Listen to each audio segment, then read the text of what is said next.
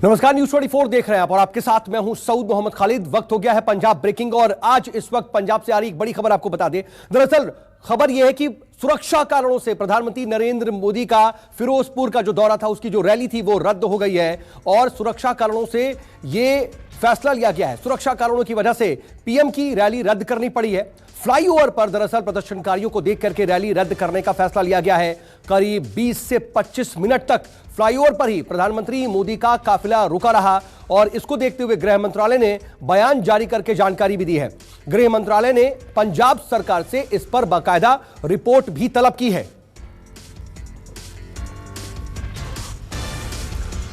तो पंजाब के फिरोजपुर पहुंचने वाले थे प्रधानमंत्री नरेंद्र मोदी, वहां पर रैली को संबोधित करने वाले थे। ये तस्वीरें जरा देख लीजिए।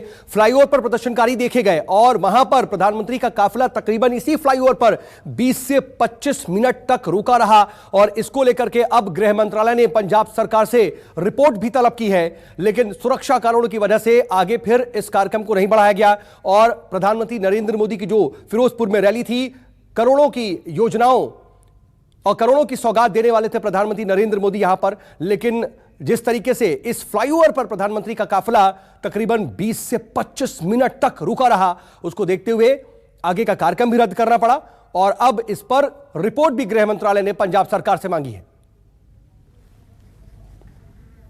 कुमार गौरव मेरे साथ, मेरे सहयोगी इस खबर पर जुड़ रहे हैं। कुमार, आप इसको किस तरह से देखें पूरा मामला, क्योंकि गृह मंत्रालय भी अब पंजाब सरकार से रिपोर्ट मांग रही है।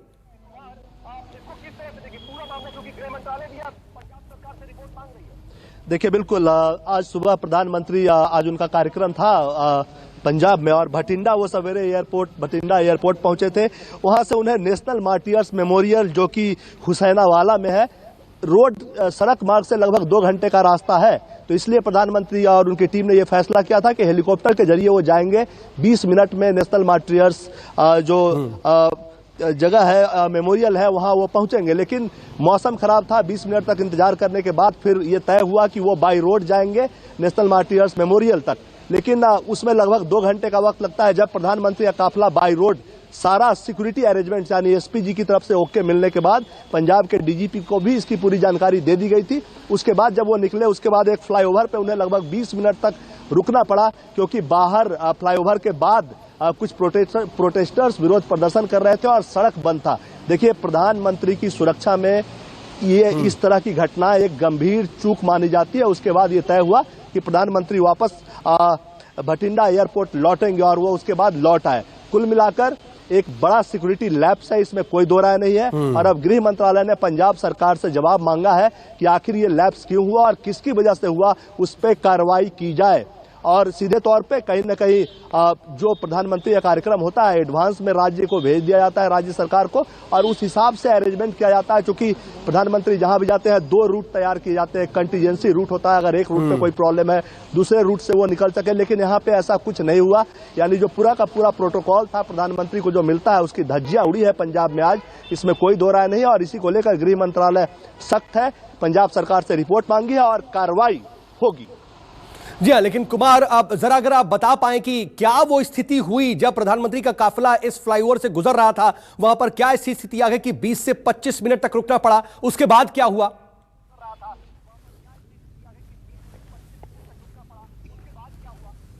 देखिए, बिल्कुल प्रधानमंत्री का काफिला जब होशंगाबाद के लिए निकला तो वहां लगभग 2 घंटे की वो दूरी थी, लेकिन कुछ दूर चलने के बाद फ्लाईओवर पर उनका काफिला रुका, जिसकी तस्वीरें टेलीविजन स्क्रीन पे हमारे दर्शक देख रहे होंगे। और उसके बाद कुछ किसान थे या आम लोग थे, वो प्रोटेस्ट कर रहे थे फ्लाईओवर के जहां खत्म होता है वहां पे। इस वजह से प्रधानमंत्री का काफिला वहां रुक गया और अंततः 15-20 मिनट वेट करने के बाद देखिए प्रधानमंत्री का जो मूवमेंट होता है, एसपीजी जो स्पेशल प्रोटेक्शन ग्रुप है, वो फैसला लेती है कि आगे क्या करना है। उसके बाद सुरक्षा कारणों को देखते हुए वापस प्रधानमंत्री का काफिला भटिंडा एयरपोर्ट पहुंचा, जहां से वो दिल्ली के लिए रवाना होने वाले होंगे।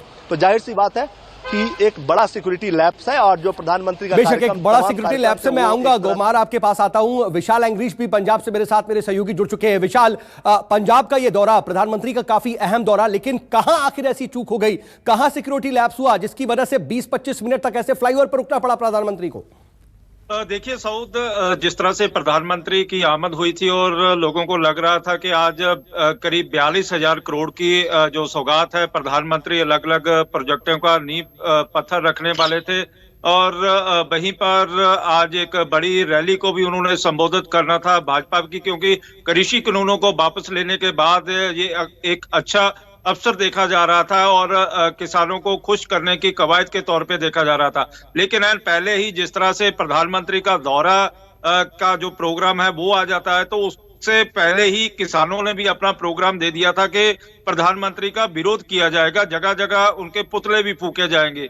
और हुआ भी ये, और जगह जगह जो ट्रैफिक था वो जाम कर दिया गया, चाहे पठानकोट से आने वाले, गुरदासपुर से आने वाले हों, चाहे पटियाला से जाने वाले हो, मुक्तसर फाजिलका से जाने वाले रोड हों, वो जगह जगह बंद कर दिए गए। और क्योंकि पंजाब में इस समय जो कानून की स्थिति है वो अच्छी नहीं कही जा सकती, क्योंकि पंजाब में अभी तक पूरा जो प्रॉपर डीजीपी नियुक्त नहीं कर पाई है पंजाब सरकार, और पहले ही अस्थाई डीजीपी की नियुक्ति कर दी गई थी।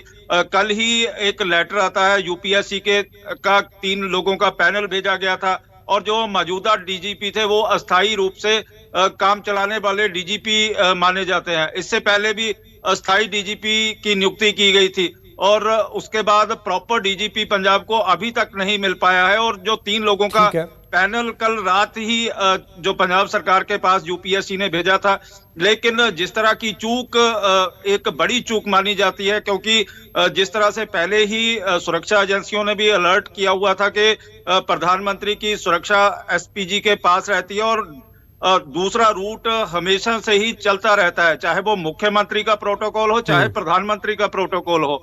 और जिस तरह से एकदम से प्रधानमंत्री का जो काफिला था 20 मिनट तक रुका रहा, वो एक बड़ी चूक मानी जाती है। और इसके लिए कहीं ना कहीं जो पुलिस प्रशासन है, क्योंकि पुलिस प्रशासन के कारण ही आज लोगों को लंबी लंबी कतारों के कारण उनको टाइम बर्बाद होना पड़ा, और इसी तरह भाजपा के कार्यकर्ता रैली स्थल पर नहीं पहुंच पाए। ऊपर से जो मौसम थे, मौसम भी काफी खराब दिखाई दे रहा था।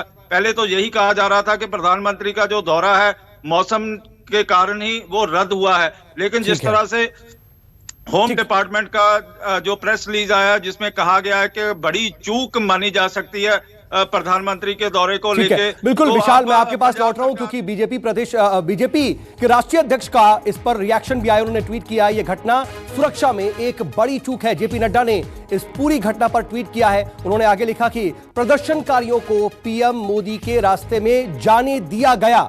वो ये कह रहे हैं कि उन्हें जाने दिया गया प्रदर्शनकारियों को जो फ्लाईओवर पर मौजूद थे। उन्होंने आगे लिखा कि जबकि पंजाब के सीएम और डीजीपी ने एसपीजी को आश्वासन दिया कि रास्ता साफ है, तो वो सवाल खड़े कर रहे हैं। उन्होंने आगे लिखा कि यह घटना दुखद है कि पंजाब में विकास परियोजनाओं को शुरू करने गए प्रधानमंत्री नरेंद्र मोदी का दौरा रद्द हुआ है। और उन्होंने यह लिखा कि लेकिन हम ऐसी घटिया मानसिकता को पंजाब की तरक्की में बाधक नहीं बनने देंगे।